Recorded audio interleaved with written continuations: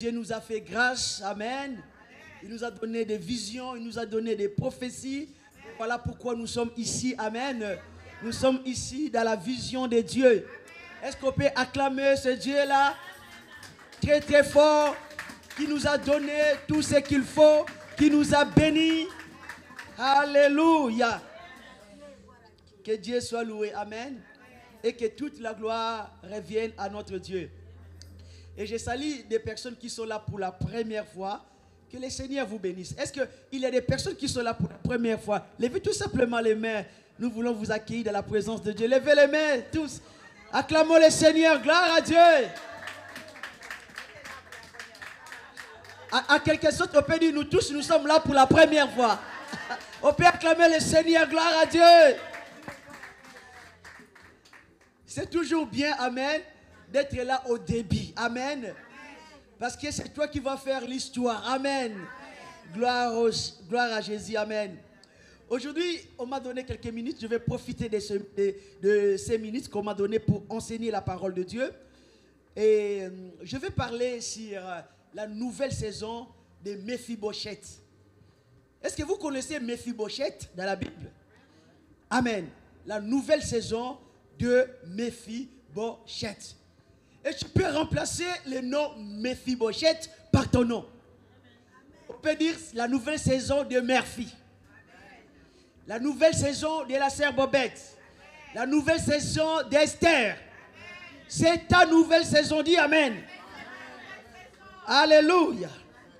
Je lis la parole de Dieu dans 2 Samuel, chapitre 4, verset 1er. La Bible dit ceci. 2 Samuel, chapitre 4, verset 1er jusqu'au verset 4. C'est un message que Dieu m'avait donné de prêcher aujourd'hui.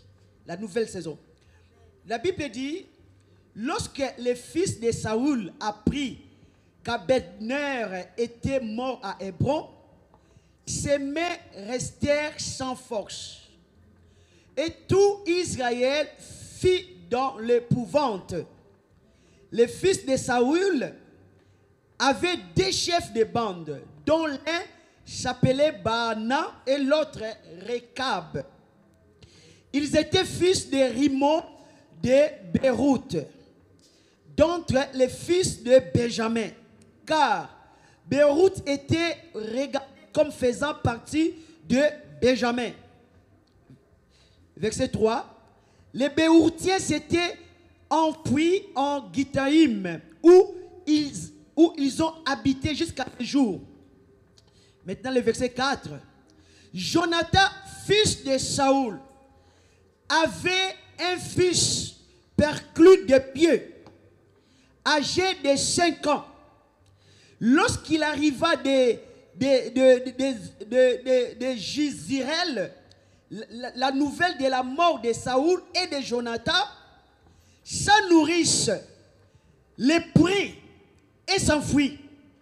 Et comme elle précipitait sa fuite, le fils de Saoul, il tomba et resta boité. Son nom était Mephibosheth. Je répète encore cette phrase. Jonathan, fils de Saoul, avait un fils perclus de pied et âgé de 5 ans. Lorsqu'il arriva de Israël, la nouvelle de la mort de Saoul et de Jonathan, sa nourrice les prit et s'enfuit. Et comme elle précipitait sa fuite, il tomba et resta boité. Son nom était Mephibosheth. Dis Amen. Mephibosheth, c'est un nom qui est en hébreu. Et ce mot en hébreu signifie aussi honte ou quelque chose honteuse. Prenez l'exemple qu'un parent qui a un enfant et qui donne un nom à son enfant, la honte ou une chose honteuse. Donc voilà, quand Mephibosheth marchait, ou quand les gens l'appelaient Mephibosheth, c'est comme si les gens disaient quelque chose honteuse, la honte. Et la Bible dit que Mephibosheth était né dans une famille royale. son père s'appelait Jonathan, un prince. Son père était un candidat idéal pour remplacer son père, Saoul. Parce que Saoul, le grand-père de Mephibosheth, était roi. Mephibosheth mangeait dans le palais royal. Mephibosheth n'avait pas besoin de travailler. Parce que vous connaissez William en Angleterre, le prince. Et Mephibosheth était comme ça. Il était né prince. Son père Jonathan et son grand-père étaient Saoul. Comme la Bible dit que les malheurs atteignent souvent les justes, mais l'Éternel la délivre toujours. Et il y avait un malheur qui est venu dans la famille de Mephibosheth. Écoutez-moi bien. Mephibosheth n'était pas la cause de ce malheur. Parce qu'à ce moment-là, où il y a eu les malheurs, lui, il n'avait que 5 ans. Quel péché que Mephibosheth avait commis, ou il avait fait pour subir ce qu'il a vécu. Donc c'était plutôt son père, donc son grand-père, Saoul, qui avait péché en répétition, qui avait péché devant Dieu. Et quand Dieu a rejeté Saoul, et la malédiction a frappé non seulement Saoul, la malédiction a frappé aussi Jonathan. Et aussi le petit-fils. Donc vous comprenez que ce n'est pas Mephibosheth qui a péché. C'était Saoul qui a désobéi. Mais Mephibosheth a subi en quelque sorte les conséquences du péché de Saoul. Il y a un verset dans la Bible qui dit que nos pères ont péché et ne sont plus. Et nous portons les conséquences du péché de nos pères. Donc Mephibosheth a vécu tout simplement les conséquences du péché de Saoul. Parce qu'il avait 5 ans. Et quand Saoul a été tué, et aussi son père Jonathan, et ils avaient dans la maison, il y avait la nourrice. Nous on dit un boniche ou c'est que vous savez, une servante. Elle était dans la maison, elle était là pour servir la maison et servir Mephibosheth, sa nourrice. Et quand la nourrice a remarqué que Saoul est mort, le grand-père de Mephibosheth, et aussi son père Jonathan est mort, il a eu peur. Il a pris Mephibosheth, il a dit, on va fuir. Parce que les gens qui ont tué son père, ils peuvent aussi te tuer. Il a fait quelque chose de bien. Il a pris Mephibosheth pour prendre la fuite. Malheureusement, Mephibosheth est tombé en fuyant et il s'est cassé les pieds. Et il est devenu boiteux jusqu'à la fin de sa vie.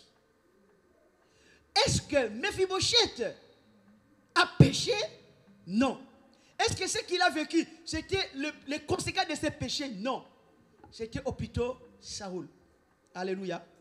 Et souvent ça arrive, les enfants peuvent porter l'opprobre du péché de leurs parents. J'étais dans un pays qui était dirigé par un dictateur qui s'appelait Mobutu. Mobutu a dirigé ce pays pendant plusieurs années. Et les jours de la fuite de Mobutu, il n'est pas parti seul avec ses enfants. Amen. Il a perdu ses enfants.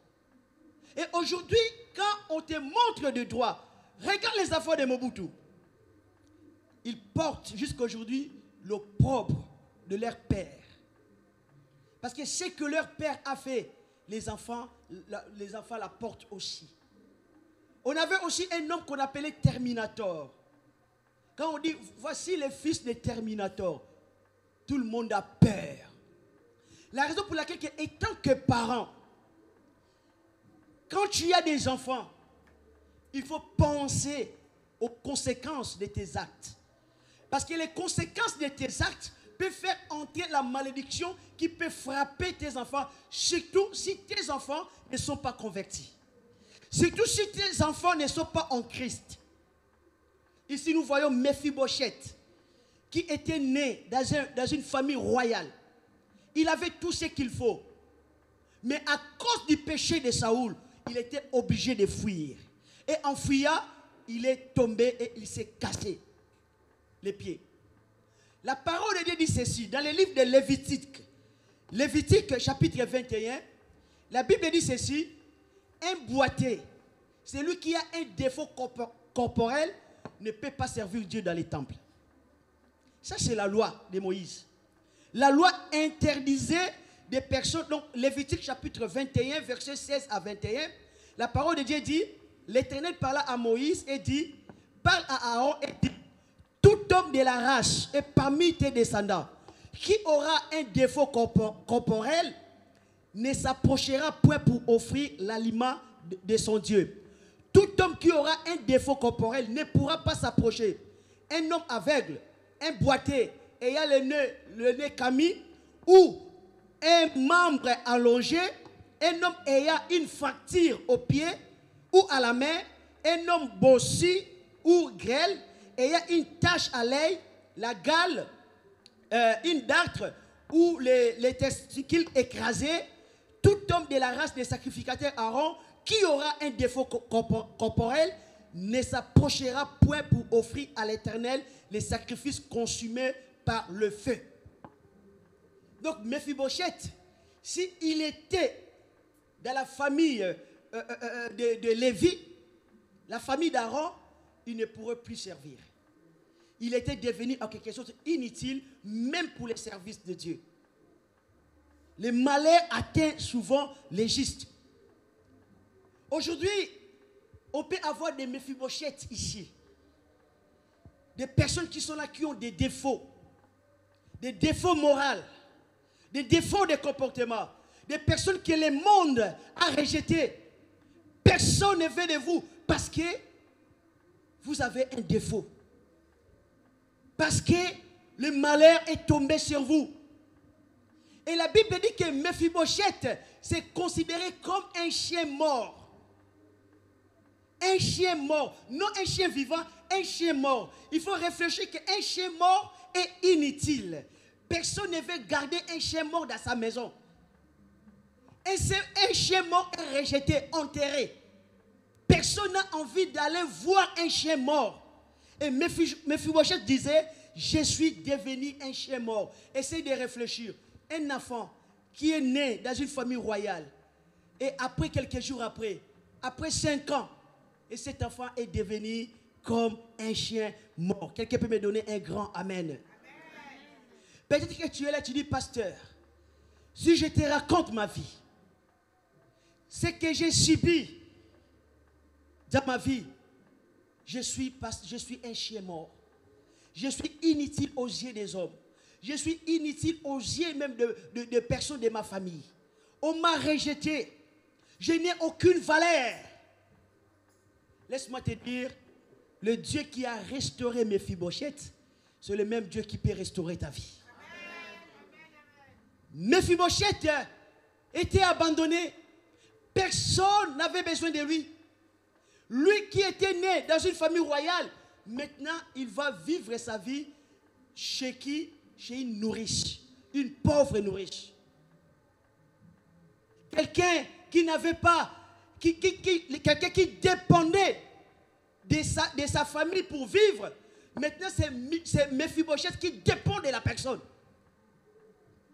La raison pour laquelle son nom signifie la honte. Quand quelqu'un regardait Mephibosheth, les gens disaient, oh, regarde le fils de Saoul, la honte. Et quand les gens te regardent, les gens disent la honte. Il y a des Mephibosheth ici. Des gens qui pensent que Seigneur, j'ai tout raté. J'avais la possibilité. J'étais une fois mariée, mais Seigneur, j'ai tout perdu. J'avais un travail, Seigneur, j'ai tout perdu. Et quand les gens te voient, ils disent, mais elle était mariée hier, non? Aujourd'hui, sa vie. Maintenant, elle vit seule. Ou il vit seul. J'ai tout raté. Et on pouvait dire à Mephibosheth que tu as tout raté. Tu n'as pas profité, tu n'es pas profité. Toi qui étais né avec de l'argent, tu étais né dans une famille royale où il y avait de l'or, où il y avait tout. Regarde maintenant comme tu es devenu, tu as tout perdu. Et Mephibosheth ne pouvait rien faire Parce que déjà, dans les temples de Dieu, ils ne pouvaient pas y aller. Parce que les gens qui ont des défauts, même dans la famille de Lévi, ne pouvaient même pas s'approcher du temple de Dieu. Il était disqualifié par les hommes. La loi n'a pas cherché à résoudre les problèmes de Mephibosheth. Mais la loi l'a rejeté encore. Une personne qui sort du malheur, une personne qui vit dans le malheur, et la loi le condamne encore, la condamne encore. Qui pouvait sauver cet homme? Qui pouvait sauver cet enfant innocent qui a grandi dans la souffrance, dans la confusion? Le Seigneur me dit, il y a des Mephibosheth ici. Vous êtes là. Vous vous considérez inutile. Vous dites, mais Seigneur, est-ce que je serai encore utile pour ta gloire? Seigneur, est-ce que je peux encore faire quelque chose? Ton défaut, ça peut être ton âge. Tu dis, dans mon âge, je peux encore me marier. Je peux encore avoir un enfant. Seigneur, j'ai un défaut. Je ne sais pas prêcher. Est-ce que je peux te servir?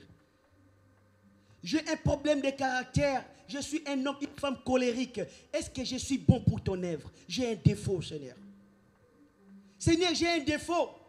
Parce que, même étant que chrétien, je continue à convoiter. Est-ce que je peux te servir? Les défauts peuvent être moraux. Les défauts peuvent être au niveau des comportements. Tu veux servir Dieu, mais tu regardes tes défauts. Tu dis, Seigneur, je ne suis pas bon pour toi. Tu dis, Seigneur, je n'ai pas fait la théologie. Est-ce que je suis bon pour l'œuvre de Dieu? Écoutez, je vais vous dire quelque chose. La gloire de Dieu, c'est de prendre une personne qui n'est rien et de l'élever. Si Dieu utilise un théologien qui a fait la théologie, qui a tous ses diplômes, ça ne sera pas la gloire de Dieu. Tout le monde dira, parce qu'il a fait la théologie, il prêche bien. Pour mettre la confusion, Dieu va prendre une personne qui ne connaît rien. Vous savez, ce qui étonnait beaucoup à l'époque de Jésus, parmi les disciples de Jésus, parce que les disciples de Jésus n'étaient pas scolarisés. Ils n'étaient pas à l'école. Et c'est ça qui était un miracle. Amen. C'est ça qui était la gloire de Dieu. La Bible dit que Dieu prend un pauvre, un indigent, il le prend par terre et il l'élève. La gloire de Dieu, c'est de prendre des personnes comme Mephibosheth et de l'élever. La gloire de Dieu, c'est de te prendre dans ta situation, là où tu te trouves, et de t'élever. Alléluia. Ça, c'est la gloire de Dieu. On peut acclamer le Seigneur. Gloire à Dieu. Amen. Dieu n'abandonne pas ses enfants. Et la Bible dit, un jour, répète après moi, un jour, David, il a réfléchi. Je pense que Dieu a touché son cœur. Et David a posé une question. Il a dit, est-ce qu'il reste encore une personne dans la famille de Jonathan, la famille de Saoul, une personne que je veux faire du bien? Est-ce que vous pouvez me trouver une personne? David cherchait une personne dans la famille de Jonathan, dans la famille de Saoul, pour qu'il lui fasse du bien. Les gens ont commencé à chercher, à localiser. Quelle est la personne que Dieu veut bénir? Bien-aimé, là où tu es, Dieu va te localiser. Gloire à Dieu. Et quelqu'un est venu et dit, mais roi David, il y a encore une personne. Il y a encore une personne rejetée, infirme, qui vit encore. David dit, mais quel est le nom de cette personne? Il s'appelle Mephibosheth. David dit, allez chez cet enfant, allez chez cette personne vite. On viendra te chercher. Parce que tu seras localisé par la grâce de Dieu. Tu seras localisé par la miséricorde de Dieu.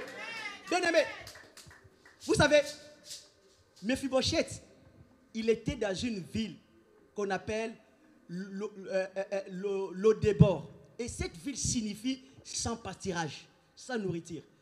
Pour trouver Mephibosheth, c'était difficile. Pourquoi? Parce qu'il devait se cacher à cause des ennemis de ses parents. À cause des ennemis de Saoul. Parce que Saoul a fait beaucoup de mal aux gens. Il a exterminé parfois une ville. Il avait des problèmes partout. Et comme lui, il a fui, il devait se cacher. Bien aimé, même si tu te caches, la grâce de Dieu va te localiser. Alléluia. Il y a beaucoup de personnes qui cherchent la visibilité, qu'on les voit. Amen. Tu n'as pas besoin de ça pour que Dieu te localise.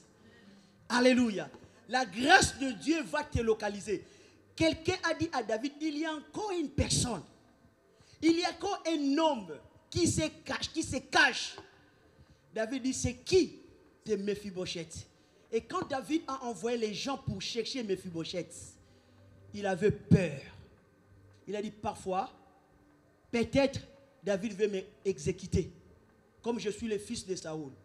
On dit, ne crains pas, viens. Quand il est venu devant David, la première chose qu'il a dit à David, comment un roi peut chercher un homme comme moi, un chien mort? Alléluia. Dis, je ne suis pas un chien mort. Alléluia. La Bible dit, tu peux être abandonné par des hommes. Tu peux être abandonné par tes parents, mais l'Éternel ne t'abandonne pas. Tu peux penser que tu es oublié, mais il y a quelqu'un, alléluia, qui ne t'oublie pas. La grâce de Dieu cette année 2024, la grâce de Dieu va te localiser. Je dis au nom de Jésus-Christ. Tu seras localisé par la grâce de Dieu. La Bible déclare ceci. Parmi nous, il n'y a pas beaucoup de sages selon le monde. Dieu a choisi des choses inutiles. Des choses que les gens ont méprisées. Les choses que les gens ont rejetées. Et Dieu va se servir de ces personnes-là. Pourquoi? Pour mettre la confusion. Tu seras un sujet de confusion dans ta famille. Tu seras un sujet de confusion même parmi des grands. Ils se poseront des questions, mais il vient d'où? Il sort de quelle famille? Il sort de quelle église? Parce que beaucoup de gens pensent que pour être riche, il faut sortir d'une famille riche. Mais toi, Dieu va t'élever, amen. Tu sors de nulle part. Alléluia. Parce qu'il y a même des gens qui doutaient de toi. Qui ne pensaient pas que tu peux devenir ce que tu es aujourd'hui. Amen. Parce que tu étais comme Mephibosheth. Tu n'avais que des défauts. Tu n'avais rien de bon. Mais la grâce de Dieu te localise. Dis amen. Lève les deux, me dis, la grâce de Dieu me localise au nom de Jésus. La grâce de Dieu me localise au nom de Jésus. Alléluia. Avant l'élévation, amen, il y a d'abord l'humiliation. Même Jésus, avant d'être élevé, la Bible dit, il s'est humilié sur la croix. La raison pour laquelle que Jésus dit, c'est lui qui aura honte de moi. Parce qu'être crucifié, toi qui étais Dieu, être crucifié sur la croix, c'était un sujet de honte. De voir un Dieu crucifié sur la croix. Mais Jésus a accepté cette honte. Il n'a pas gardé la mépris dans son cœur. Au contraire, Jésus disait, sur la croix, il a dit, Père, pardonne-leur. Bien aimé, pour libérer la grâce de Dieu, il ne faut pas garder le mépris, la colère dans ton cœur. Pardonne. Et si la croix, Jésus avait compris. Il a dit, Seigneur, pardonne-leur. Et ensuite, la Bible dit, Dieu l'a souverainement élevé. Amen. On l'a humilié, lui, il a pardonné, et Dieu l'a souverainement élevé. Acclamons le Seigneur, gloire à Dieu. Ce que j'ai beaucoup apprécié sur cet homme, Mephibosheth, il n'a pas gardé le mépris dans son cœur. Il n'était pas en colère contre David, qui avait pris le trône de son père. Parce que dans le sens normal, c'est lui qui devait être roi à la place de David, c'était Jonathan. Parce que Jonathan était l'héritier de Saoul. C'est lui qui devait être roi. Mais David a pris la place. Amen. Et il n'a pas gardé la rancune. Quand même, les gens ont venu le chercher. Il n'a pas dit, oh, cet homme-là, il nous a fait du mal. Il a pris ce qui est à moi. Il a pris le trône de mon père. Donc, c'est-à-dire que si Jonathan avait pris cette place, donc après Jonathan, c'était qui? Mephibosheth. Donc, il n'a pas gardé la rancune. Il n'a pas gardé la colère. Quand le roi l'a appelé, il est parti. La preuve, c'est qu'il prouve qu'il il n'a pas gardé le non-pardon contre David. Il a pardonné. Même les gens qui ont pris le trône de son père, il a pardonné. Et bien aimé, la délivrance commence quand on arrive à pardonner. Alléluia. Le pardon libère la grâce de Dieu. Le pardon libère les bénédictions. Mephibosheth, il a ouvert son cœur. Il a pardonné. Alléluia. Il n'a pas gardé la colère. Bien-aimé, si tu veux que Dieu fasse les miracles dans ta vie, si tu veux que Dieu t'élève, pardonne d'abord. Amen. Ne gardez pas rancune. Sois toujours accueillant. Il faut savoir accueillir même des personnes qui t'ont fait du mal. Même des personnes qui te critiquent. Vous savez, ce qui bloque les enfants de Dieu, c'est quoi? Ce sont des émotions négatives. Alléluia. Et les émotions négatives viennent quand il y a l'offense. Prenez exemple que si quelqu'un t'a fait du mal, ce qui va arriver naturellement dans ton cœur, ça sera la colère. Et la colère fait partie des émotions négatives. Et quand la colère prend place, le non-pardon prend place, ça va retarder la grâce de Dieu dans ta vie. Et pour libérer la grâce de Dieu, tu dois pardonner. Parce que si tu ne pardonnes pas, Dieu ne te pardonne pas. Alors, quand Dieu ne te pardonne pas, la grâce de Dieu ne va pas se libérer dans ta vie. Mephibosheth, c'est la prouve qu'il a pardonné. Parce qu'il est parti jusque dans la maison de David. Il s'est même humilié devant David. Et David dira à Mephibosheth, comme tu t'es humilié, comme tu n'as pas gardé rancune avec moi, à partir d'aujourd'hui, tu retournes dans le palais royal. Tu mangeras avec moi. Tu seras à ma table comme un roi. Alléluia. Dieu va te restituer ce que tu as perdu. Ta position. Donc la position de Mephibosheth, parce que sa place n'était pas dans le monde, n'était pas chez la nourrice. Sa place était dans le palais royal. Parce que c'est un fils du roi, mais qui a perdu sa dignité. Et Dieu l'a restitué. Dis Amen. Amen. Et retenez bien ces deux choses. Ne gardez pas rancune. Pardonnez. Alléluia. Ne gardez jamais rancune. Ne gardez jamais les non-pardons. Même tu vois en face de toi la personne qui a parlé mal de toi, sois le premier à aller les saluer. Alléluia. Parce que la grâce de Dieu va te localiser. Dieu va changer ta vie. Dieu va te donner tout ce qui est à toi que tu as perdu.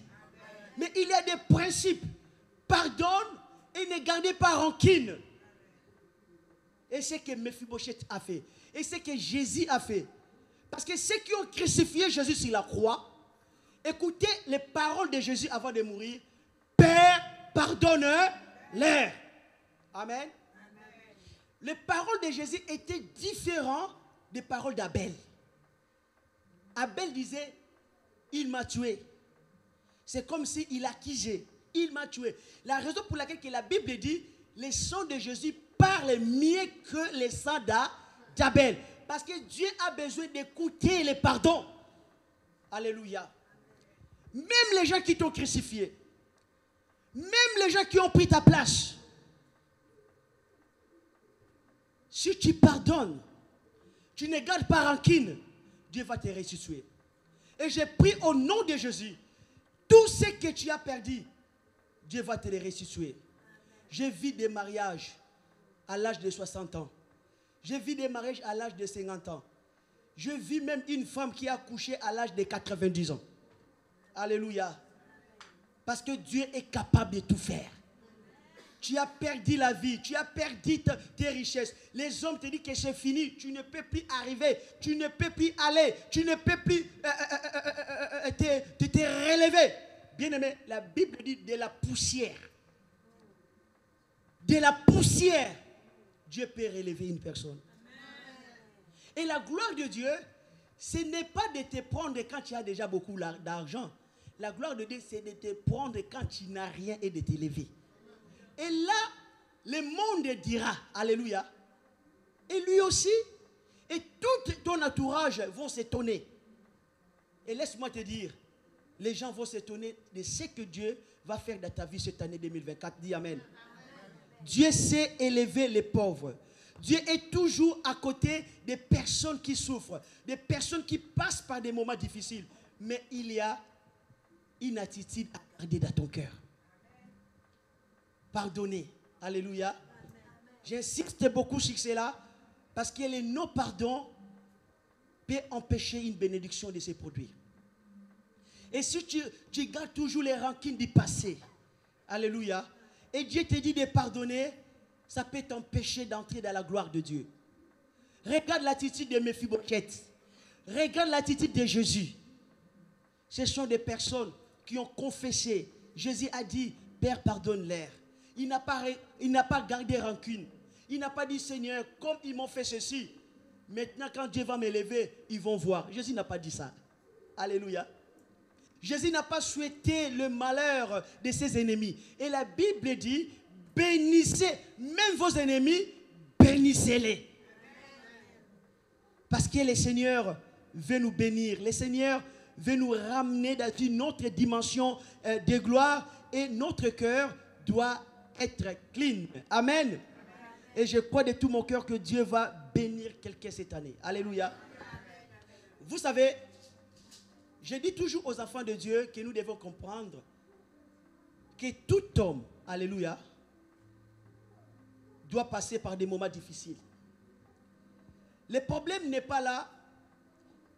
Ce n'est pas les moments difficiles. Le problème, quelle sera ton attitude quand tu passeras par les moments difficiles? Et Dieu a besoin de te voir comment tu vas te comporter dans les moments difficiles. Plusieurs personnes ont échoué dans les moments difficiles. Plusieurs personnes ont échoué. Même de grands prophètes dans la Bible ont échoué. Je vais vous citer un prophète ou des prophètes qui ont échoué. Parce que c'est difficile aussi. Il faut comprendre que c'est difficile. Numéro 1, je vous cite Jean-Baptiste. Jean-Baptiste, c'est un homme. La Bible dit que c'est le plus grand prophète parmi les hommes. Mais il sera le plus petit dans le royaume de Dieu. Mais il est le plus grand. Aucun prophète est plus grand que Jean-Baptiste. Mais il a échoué. Il a échoué comment? La première fois quand Jean-Baptiste a vu Jésus, qu'est-ce qu'il a dit? Voici l'agneau de Dieu qui ôte les péchés dans le monde. Quand Jean était en prison, dans les moments difficiles, qu'est-ce qu'il a dit? Allez lui demander, est-ce que vraiment c'est lui qui devait venir? Et cette parole n'a pas plu au Seigneur. Et Jésus dit, il sera le plus petit dans le royaume de Dieu. Plus grand parmi les hommes, mais plus petit là-bas. Vous voyez, des moments difficiles vont arriver à tout le monde. La Bible dit, les malheurs atteignent souvent les justes. Le deuxième prophète qui a aussi échoué, mais Dieu l'a beaucoup aidé, c'était le prophète Élie. Le prophète Élie a fait un miracle extraordinaire devant tout le monde. Il a prié et le feu est descendu. Mais devant une femme, Jézabel, il a pris la fuite. Ce n'est pas mauvais de fuir. C'est plutôt ses paroles. Il dit à Dieu, je préfère mourir. Je ne suis pas meilleur. Je préfère, Seigneur, je préfère mourir. C'était la dépression. Alléluia. Bien-aimé, des moments difficiles viendront dans ta vie. Les moments où tu peux croire que Dieu t'a abandonné comme Mephibosheth. Il peut croire que Dieu m'a abandonné, c'est fini. Laisse-moi te dire, quand ce moment va arriver dans ta vie, même si tu ne sais pas pourquoi cela arrive, dis tout simplement à Dieu, je te fais encore confiance. Alléluia. Et je pense que ce qui a manqué peut-être à Élie de comprendre que malgré qu'il passait par ces moments difficiles, Dieu était toujours avec lui. Je peux comprendre Élie. Prenez exemple. Toute armée de Poutine, derrière toi, tu es seul. Est-ce que tu as vraiment l'espoir de vivre, de survivre? Élie a perdu l'espoir parce que Jézabel a mis toute armée derrière lui. Il est arrivé à un moment, il pouvait plus fuir. Il était fatigué, affamé. Il a dit, Seigneur, je préfère mourir. Alléluia. Est-ce qu'on peut encore faire confiance à Dieu quand tu passes par des moments difficiles? quand tout le monde te donne le dos, même les gens qui t'ont soutenu aujourd'hui, quand demain il te donnera le dos, est-ce que tu vas toujours faire confiance à Dieu? Quand tu vas perdre toutes tes possessions, quand tu vas perdre tout ce que tu as aujourd'hui, quand tu vas perdre ta position dans l'église, quand tu vas perdre ta position dans l'entreprise, quand tu vas perdre ta position dans la famille, tu vas toujours continuer à faire confiance à Dieu. Quand ta situation deviendra comme Mephibosheth, quand ta situation viendra comme Job, tu perds les enfants, tu perds la confiance de ta femme, tu perds tes possessions, tu feras toujours confiance à Dieu. Et là, laisse-moi vous dire, beaucoup de grands échouent. Je connais un grand homme de Dieu, un grand prophète. Cet homme prophétisait. Toutefois, il avait réunion, il prophétisait pour des gens, il priait pour des gens, les gens étaient guéris.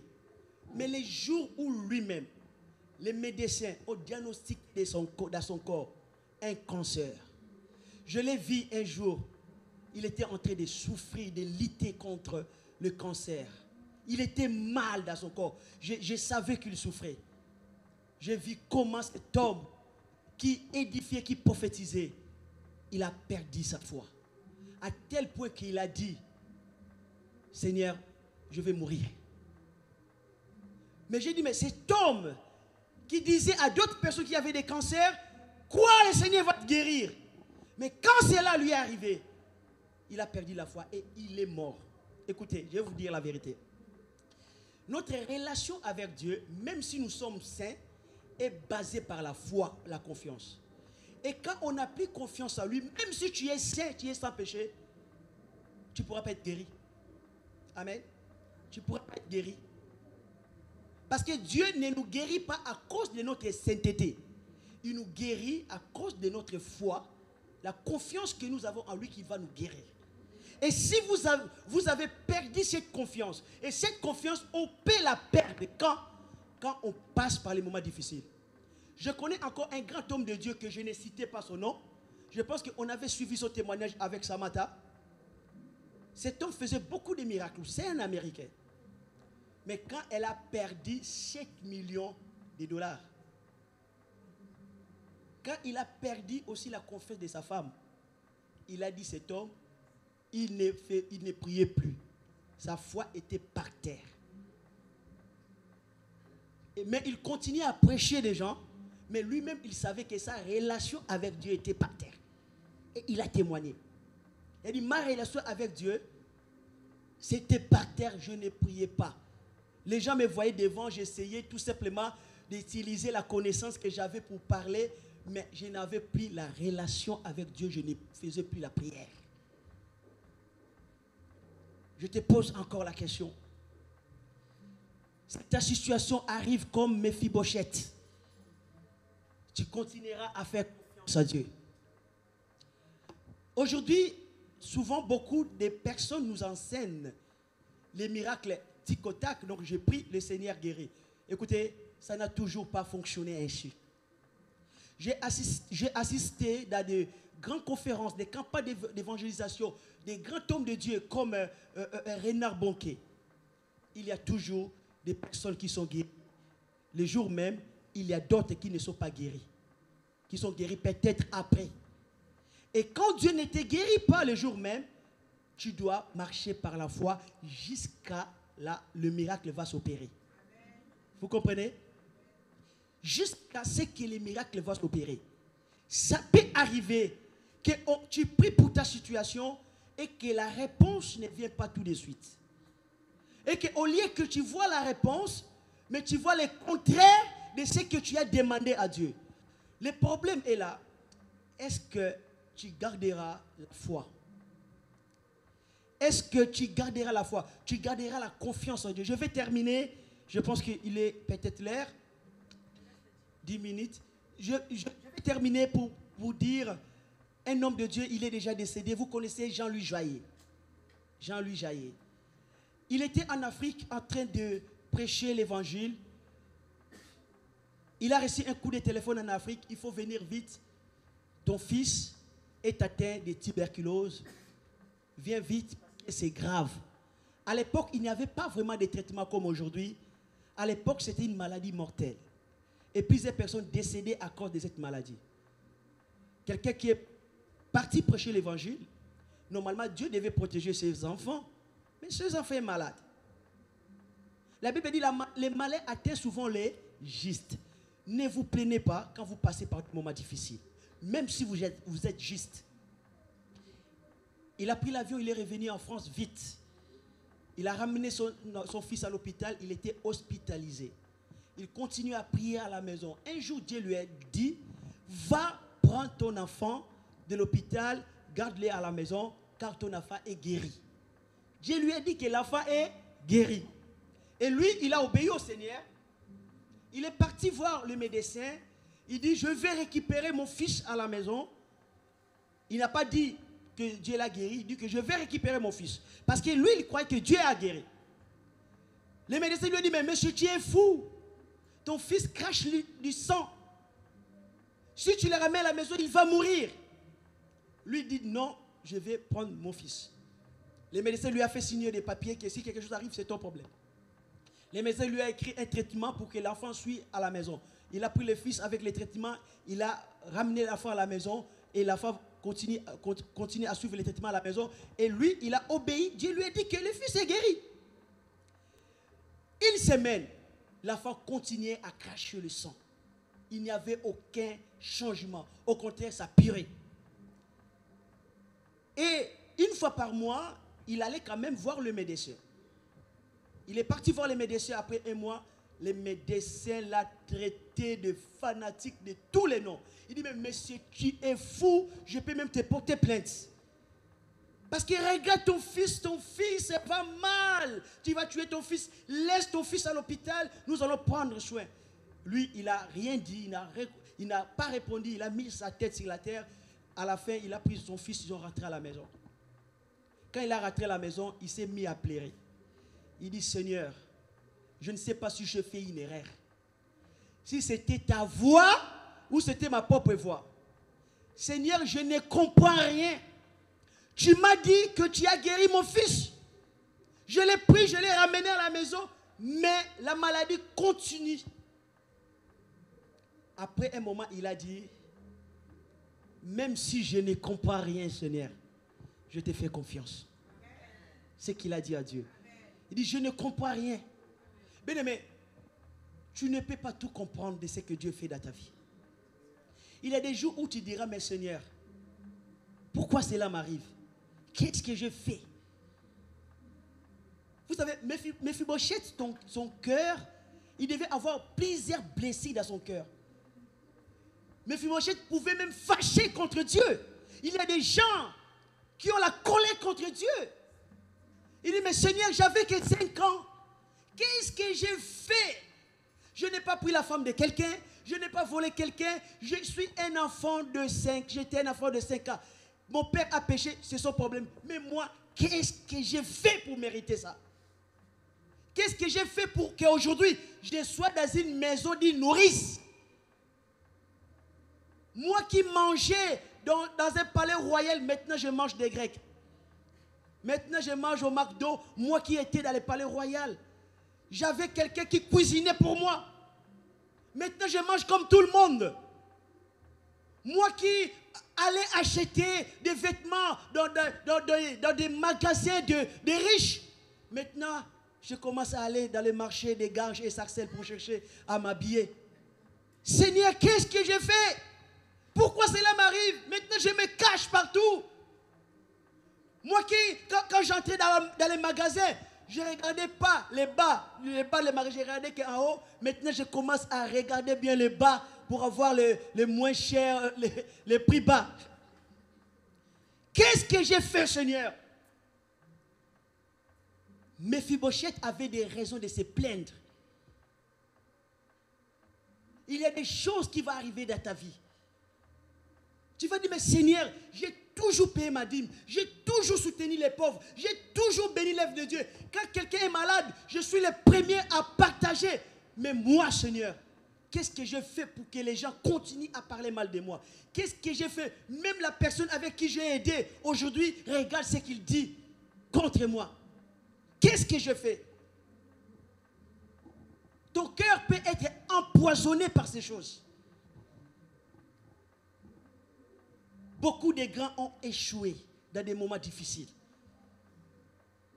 Beaucoup de grands sont devenus amers par des moments difficiles. Mais toi, je t'avertis. Je t'enseigne la parole de Dieu. Dieu aime toujours tester ses enfants. Vous savez que Dieu avait fait exprès de rendre Pharaon fort pour que Pharaon résiste à Moïse. Il a dit, je l'ai fait exprès pour ma gloire. Il y a des choses dans ta vie, Dieu va les faire exprès. Écoutez, il peut rendre vos ennemis plus forts pour qu'ils vous résistent. Vous comprenez? Votre ennemi, tu dis, mais Seigneur, je ne comprends pas. Parce que Pharaon ne pouvait pas résister contre Dieu. Mais Dieu lui-même l'a endurci. Bien aimé, vous allez comprendre que on accepte tout le monde, mais quand ça sera dans votre tour, on vous dit non. Et tu essayes de dire, mais je ne comprends pas pourquoi tu me dis non. Et la personne te dit, parce que comme tu fais la bouche là, on va voir si tu vas passer. C'est fini, allez, vas-y. Toi-même tu dis, mais je ne comprends pas. On donne à tout le monde, pourquoi pas moi? Écoutez, Dieu peut endurcir, comme il a endurci les cœurs de Pharaon pour résister à Moïse, il peut endurcir aussi les cœurs de certaines personnes pour te résister. Et là, qu'est-ce que Dieu fait?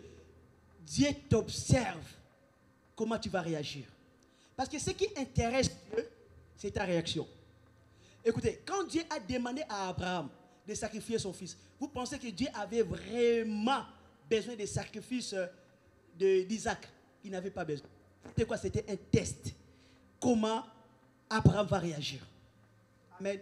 Et souvent, nous échouons par nos réactions. On commence à s'inquiéter. On ne vient plus à l'église, on n'adore plus. Parce que c'est dur, je ne comprends pas. Tu vas appeler, mais pasteur, je ne comprends pas ce qui m'arrive, je ne comprends rien, pasteur. Tu penses que le pasteur comprend tout? Les pasteurs aussi ne comprennent pas tout. Hein? Moi, il y a des situations parfois, on me présente, je dis, mais Seigneur, je ne comprends pas. Pourquoi tu as permis ça? Moi aussi, je dis, je ne comprends pas, parce que même apôtre Paul dit, nous prophétisons en partie. On ne peut pas tout comprendre parfaitement comme Dieu. Il y a des choses qu'on ne comprend pas. On dit que mais cette personne, mais pourquoi Seigneur? Pourquoi cette situation arrive? Et laisse-moi te dire, cet homme, quand il a prié, aucun changement, pendant 2 mois, il a fait encore le 3e mois, la maladie continue. Et là, les médecins étaient en train de lui parler mal. Il a dit, Seigneur, je ne comprends rien. Un jour, comme il disait toujours à Dieu, même si je ne comprends pas, mais je te fais confiance. Un jour, il s'est réveillé le matin, il a ramené son fils à l'hôpital comme l'habitude. Et le même médecin a examiné l'enfant. Il a dit, attends les résultats. Il a examiné l'enfant et il a fini. Il a vu le médecin rentrer dans la salle où il était. Il est rentré pour la première fois, il n'a rien dit, il est sorti. Et lui, il a eu peur. Il a dit, ah là là, aujourd'hui, c'est quelque chose. Va encore se passer. Il est sorti, il est revenu encore et il a demandé, qu'est-ce que tu as fait avec l'enfant? Lui a dit, je n'ai rien fait. Il est parti et il est revenu et le médecin dit à Jean-Louis Joyer, je ne comprends rien. Il dit, il y a quelques mois, tu as ramené ton enfant. Je l'ai examiné chaque mois, qu'il avait la tuberculose. Et son cas était dangereux. Aujourd'hui, j'ai examiné ton enfant. Il n'y a aucune trace de maladie dans son corps. On peut acclamer le Seigneur. Gloire à Dieu. Aucune trace. L'enfant était complètement guéri. La raison pour laquelle, bien-aimé, quand même tu ne comprends rien, amen, ne murmure pas. Dieu n'aime pas le murmure. Dis Seigneur, ce n'est pas un péché de dire à Dieu, Seigneur, je ne comprends pas. Ce n'est pas un péché. Dis Seigneur, je ne comprends pas, mais je te fais confiance. Je ne comprends rien de cette situation. Je ne sais pas pourquoi ça tarde. Pourquoi je n'ai pas la réponse tout de suite. Je ne sais pas, Seigneur, mais je te fais confiance. On acclame le Seigneur, gloire à Dieu. Le Dieu de Méphibosheth, c'est aussi ton Dieu. C'est aussi ton Dieu. Il faut savoir que les enfants de Dieu, nous pouvons passer par... Je pouvais vous citer des noms comme Jonas, comme tant d'autres, Job, tant d'autres qui ont passé, Jacob, qui ont passé par des moments difficiles. Alléluia. Dieu teste ses enfants. Lèvons-nous, nous allons prier au nom de Jésus-Christ. Alléluia. Le Dieu de Méphibosheth, c'est aussi ton Dieu. Ce Dieu-là va faire la différence de ta vie. Il va faire les différences de ta vie. Lèvons nos deux mains et répétez après moi. Dis, Seigneur Jésus, je te fais confiance. Méphibosheth, qui a été rejeté par des hommes, mais ta grâce l'a localisé. Je te remercie parce que ta grâce et ta miséricorde me localisent. Même si je ne comprends rien, je viens te dire aujourd'hui, je te fais confiance. Même si je ne comprends rien de ce qui se passe dans ma famille, dans mon couple, dans mon travail, même si je ne comprends rien pourquoi ça tarde, je vais te dire ce matin, quoi qu'il arrive, je te fais confiance. Je te fais confiance. Tu agiras dans le nom de Jésus. Comme Job, dans ces moments difficiles, il leva sa voix et il cria, je sais que mon rédempteur est vivant, Et je crie comme Job dans ces moments difficiles. Mais je sais, mon rédempteur est vivant.